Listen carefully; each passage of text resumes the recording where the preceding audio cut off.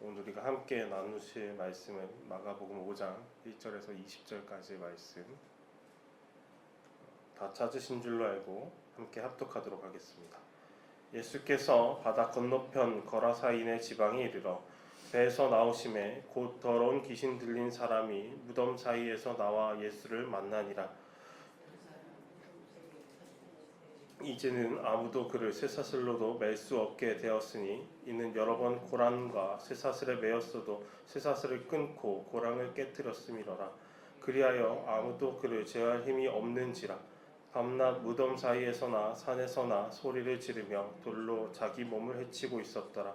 그가 멀리서 예수를 보고 달려와 절하며 큰 소리로 부르짖어 이르되 지극히 높으신 하나님의 아들 예수여, 나와 당신이 무슨 상관이니까? 원하건대 하나님 앞에 맹세하고 나를 괴롭히지 마옵소서 하니, 이미 예수께서 그에게 이르시기를 더러운 귀신아 그 사람에게서 나오라 하였음이라. 이에 물으시되 내 이름이 무엇이냐? 이르되 내 이름은 군대니 우리가 많은 인이다 하고 자기를 그 지방에서 내보내지 마시기를 간구하더니, 마침 거기 돼지의 큰 떼가 산 곁에서 먹고 있는지라. 이에 간구하여 이르되 우리를 돼지에게로 보내어 들어가게 하소서 하니, 허락하신대 더러운 귀신들이 나와서 돼지에게로 들어가매 거의 2,000마리 되는 떼가 바다를 향하여 비탈로 내리달아 바다에서 몰사하거늘 치던 자들이 도망하여 읍내와 여러 마을에 말하니, 사람들이 어떻게 되었는지를 보러 와서 예수께 이르러 그 귀신 들렸던 자 곧 군대 귀신 집혔던 자가 옷을 입고 정신이 온전하여 앉은 것을 보고 두려워하더라. 이에 귀신 들렸던 자가 당한 것과 돼지의 일을 본 자들이 그에게 알림해 그들이 예수께 그 지방에서 떠나시기를 간구하더라. 예수께서 배에 오르실 때에 귀신 들렸던 사람이 함께 있기를 간구하였으나 허락하지 아니하시고 그에게 이르시되 집으로 돌아가 주께서 내게 어떻게 큰 일을 행하사 너를 불쌍히 여기신 것을 내 가족에게 알리라 하시니, 그가 가서 예수께서 자기에게 어떻게 큰 일 행하셨는지를 데가볼리에 전파하니 모든 사람이 놀랍게 여기더라. 아멘.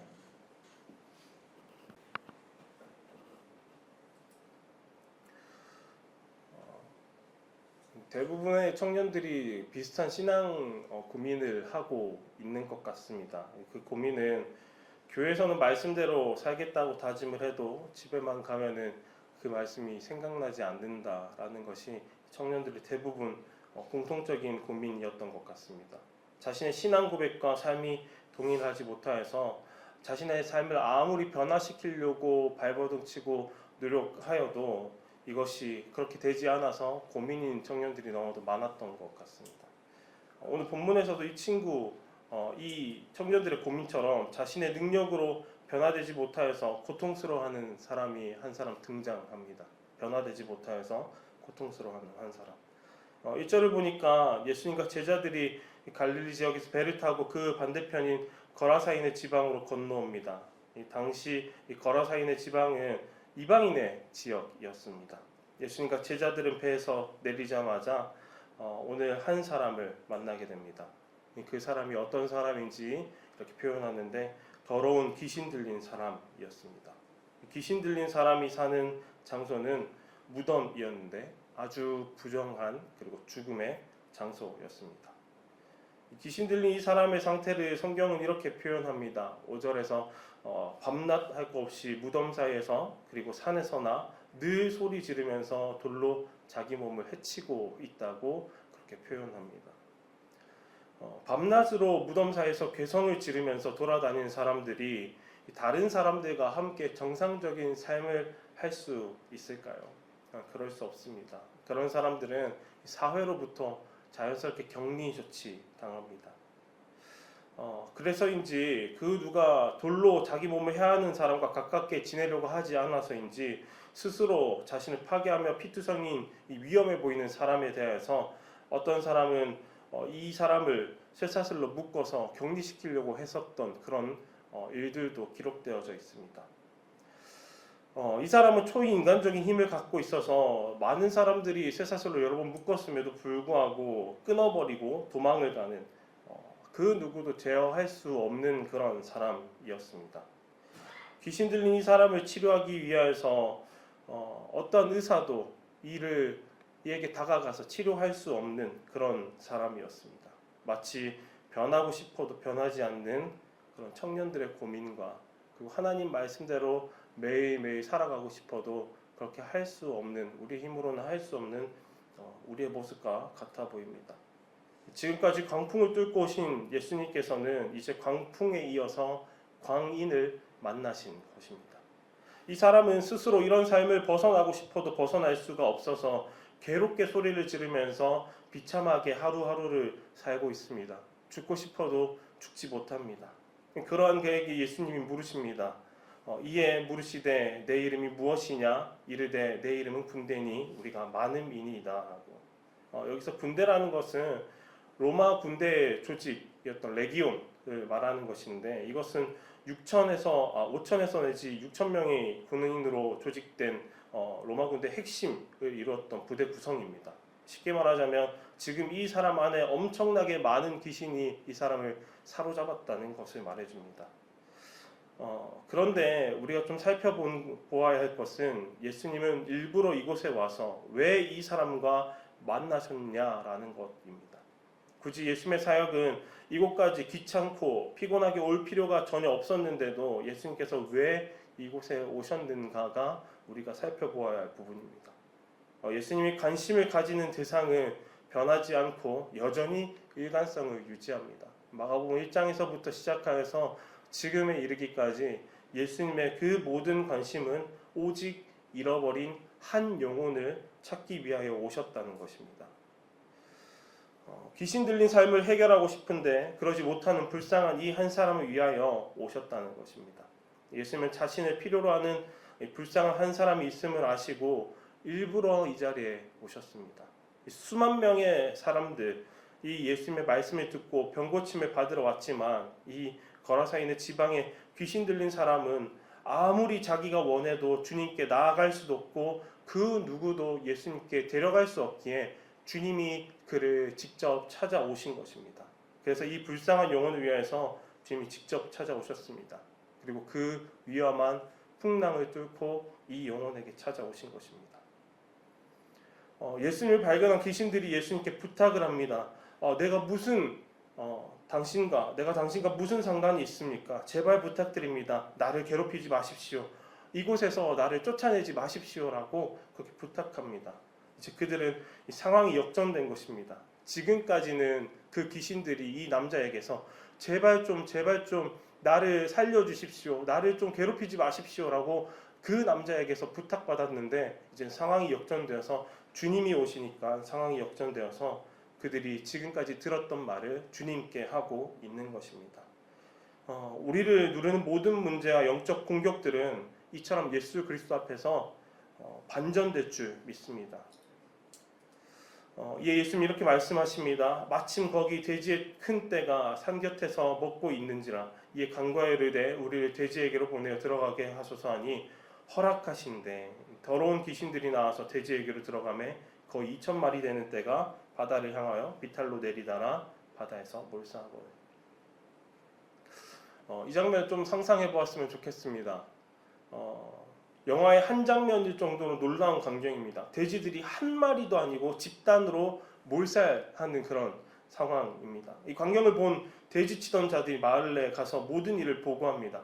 아마 한 마리가 아니라 2,000마리나 되는 돼지들이 다 바다에 뛰어드는 장면을 보았기 때문에 정신없이 달려가서 외쳤을 것입니다. 치던 자들이 도망하여 음내하여로 마을에 말하니 사람들이 어떻게 되었는지를 보러 와서 이 소식을 들은 마을 사람들도 믿지 못했을 것입니다. 한두 마리도 아니고 2,000마리나 되는 돼지들이 바다로 달려들었기 때문입니다. 사람들이 허겁지겁 와서 보니까 그 귀신 들렸던 사람이 멀쩡해진 채로 옷도 입고 예수님 발 아래서 조용히 앉아있는 것을 보게 됩니다. 그들은 이 사람이 온전케 된다는 것은 불가능이라고 생각했었는데 그 불가능할 것 같았던 일이 일어나자 너무나도 놀라고 충격을 받습니다. 그리고 그 땅의 모든 백성은 두려워하면서 예수님께 떠나달라고 요청합니다. 이 사람들이 왜 예수님께 떠나달라고 이야기할까요? 그 이유는 여러 가지였겠지만은 대표적으로 크게 한 가지인 것 같습니다. 경제적 손실 때문입니다. 사람들이 자신들이 손해본다고 생각했기 때문입니다. 하지만 우리가 생각해 보아야 될 것은 귀신 들려 미친 사람처럼 무덤을 소리 지르며 뛰어다니고 쇠사슬을 끊어버리고 돌로 자기 몸을 해하는 사람을 예수님께서 고치셨다면, 자신들이 해결하지 못했던 그 한 사람을 치료하셨다면, 한 사람의 삶을 구원하셨다면, 변화된 그를 보았다면 그들은 어떤 태도로 예수님을 대해야 했을까요? 거라사인의 지역의 사람들은 짐승 같은 삶을 살던 한 사람이 이제는 치유함을 받은 이 놀라운 예수님의 구원의 사건을 보고도 예수님께 감사하지 않는 것입니다. 모여들지 않습니다. 예수님께로. 그들은 이 일을 통하여서 돼지 2,000마리가 몰사했다는 것만 온통 머리에 있었던 것입니다. 옷을 찢으며 살던 사람이 옷을 입고 있고 자신의 몸을 돌로 해하면서 다니던 사람이 이제는 온전한 정신으로 예수님 앞에 앉아 있는데, 마을 사람들은 세상에서 가장 놀라운 변화를 보고서도 아무런 생각이 안 들었다는 것입니다. 이 마을 사람들의 태도가 정상적이라고 말할 수 있을까요? 아닙니다. 최소한 저의 입장에서는 한 사람의 삶이 구원되었는데 그렇게 바꾸고자 했음에도 쇠사슬로 묶어보았지만 끊어버리고 탈주하는 그가 변화된 것에는 신경도 쓰지 않고 오히려 돼지떼가 몰살한 것만 잔뜩 생각하고 예수님을 쫓아내는 마을 사람들이 이상하게 보입니다. 예수님이 이 마을에 찾아오신 것만으로도 사실 기적이 아닙니까? 예수님께서 이 거라사인의 지방에 오시기 전에도 예수님이 이미 유명 인사하셨습니다. 수많은 사람들이 따라다녔고 기적을 일으키셨고 많은 사람들을 고치셨습니다. 많은 사람들의 삶을 회복시키신 분이 예수님이십니다. 그 귀하신 분이 아무도 오지 않는 이방인의 이 마을에 오신 것만으로도 기적이지 않습니까? 마을 사람들이 귀신 들렸던 사람이 온전해진 것을 보고 예수님께 당연히 해야 할 말은, 주님, 우리 마을에 가장 문제였던 이 사람을 고쳐주셔서 감사합니다. 어디 가지 마시고 우리 함께 하면서 우리도 변화시켜 주시길 원합니다 라고 그렇게 예수님께 부탁하고 간청해야 하는 것입니다. 하지만 그들은 예수님께 떠나달라고 말합니다. 무엇이 중요하지 알지 못하는 사람들이었습니다. 예수님을 단지 내 재산을 침범하는 범죄자로 오늘 취급하고 있는 것입니다.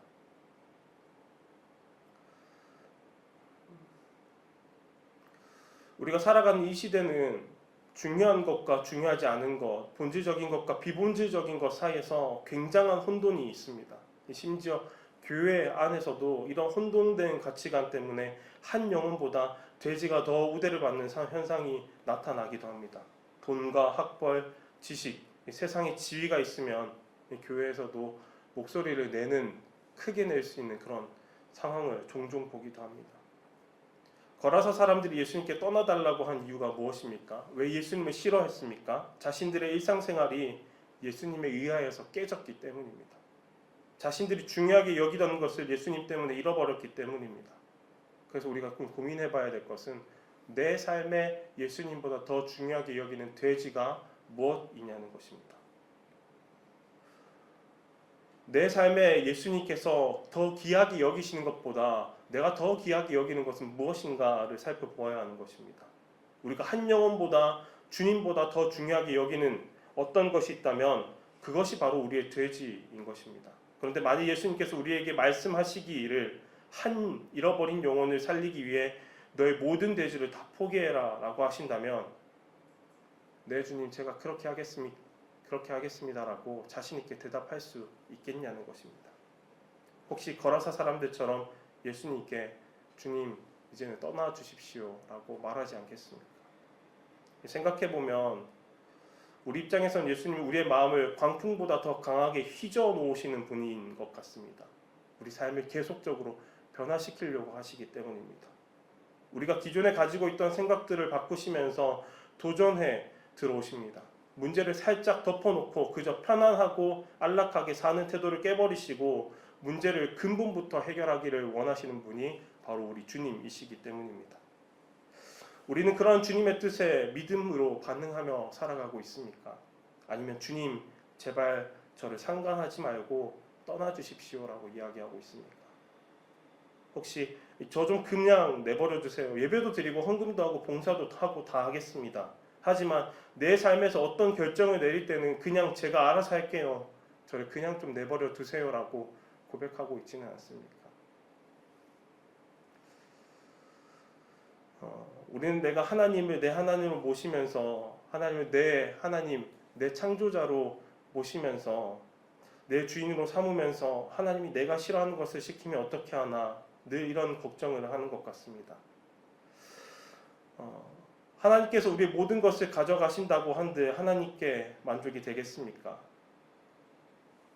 우리는 기억해야 할 것이 있습니다. 하나님이 왜 우리에게 이렇게 간섭하고 싶어 하시고 관여하고 싶어 하시고 우리를 바꿔놓고 싶어 하시는지, 왜 하나님이 관심이 우리 삶에 관여하고 싶어 하시는지 우리는 생각해 보아야 합니다. 왜 그러실까요? 그 이유는 하나님께서 우리를 사랑하시기 때문입니다. 그리고 하나님의 그 사랑에 합당하게 살아가기를 바라시기 때문입니다. 하나님의 이 눈높이만큼 우리도 성장하시길 바라는 마음에서 하나님은 우리에게 늘 관여하십니다. 사랑하면 포기하지 않습니다. 자꾸만 관여하게 됩니다. 싫다고 놔달라고 그만하라고 자꾸만 밀어내도 내 자녀에게 그 잔소리를 계속하게 되는 이유가 무엇입니까? 사랑하기 때문이지 않습니까? 오늘 주님이 우리를 향해서 사랑한다는 그 말을 19절을 통해서 표현하고 계시더라고요. 주께서 내게 어떻게 큰 일을 행하사 너를 불쌍히 여기신 것을 내 가족에게 알려라. 불쌍하게 여기셨다. 하나님의 사랑을 받고 계신 여러분, 오늘 본문을 통하여서 우리가 기억해야 할 것은 예수 그리스도의 광풍 같은 사랑이 그 어떠한 광풍으로도 멈추지 못합니다. 예수 그리스도의 광인 같은 사랑이 어떠한 광인도 예수 그리스도의 사랑받기 합당한 사람으로 변화시킵니다. 우리가 그 사랑에 부딪히면 어떻게 되겠습니까? 그 사랑에 이미 부딪힌 우리가 어떻게 변화되어야 되겠습니까? 20절입니다. 그가 가서 예수께서 자기에게 어떻게 큰 일을 행하셨는지를 데가볼리에 전파하니, 데가볼리라는 어떤 지역은요, 지역명이 아니라 그리스어로 숫자 10을 뜻하는 데카와 도시를 뜻하는 폴리스를 합쳐서 10개의 도시라는 뜻입니다. 예수 그리스도의 한 영혼을 향한 광적인 사랑이 귀신 들린 자에게 복음이 들어가니까 복음으로 미친 광인이 되어버린 것입니다. 예수 그리스도를 이 미친 사랑을 만나고 나니까 복음에 미친 사람이 되어지는 것입니다. 오늘 또 광풍으로 가득한 이 세상에서 무엇으로 견디고 승리해 내시겠습니까? 우리가 이 땅을 승리하는 방법은 광적인 예수 그리스도의 사랑뿐인 것을 오늘 말씀을 통해서 기억하셨으면 좋겠습니다. 그분의 사랑으로 영혼을 살리고 내 삶의 복음을 살리는 저와 여러분들이 되시기를 소망합니다.